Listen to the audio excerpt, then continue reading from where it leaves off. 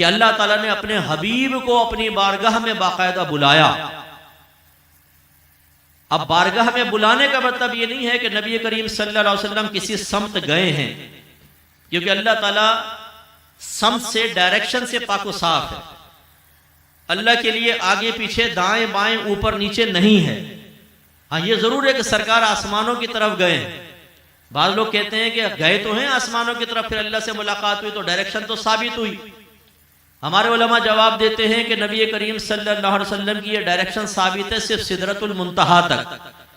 سرکار پہلے آسمان پہ گئے، دوسرا، تیسرا، چوتھا، پانچواں، چھٹا، ساتواں، پھر عرش الہی، اس کے اوپر پھر سدرۃ المنتہا، یہاں تک تو ڈائریکشن ثابت ہے۔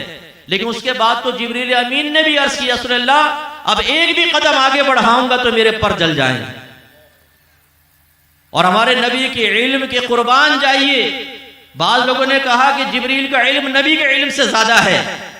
ہمارے علماء جواب دیتے ہیں کیسے زیادہ ہے؟ جس مقام سے آگے جبریل نہیں گئے ہمارے نبی تشریف لے گئے، اور جواب میں یہ نہیں کہا کہ جبریل اب آگے کا راستہ میں کون بتائے گا، آپ بتاتے آئے ہیں تو چلو میں بھی واپس چلتا ہوں۔ نہیں، میرے آقا آگے بڑھتے چلے گئے اور جبریل امین پیچھے رہ گئے۔ اس کا مطلب یہ ہوا کہ جبریل امین کا علم سدرۃ المنتہا تک تھا، آگے کا راستہ تو میرے آقا جانتے ہیں۔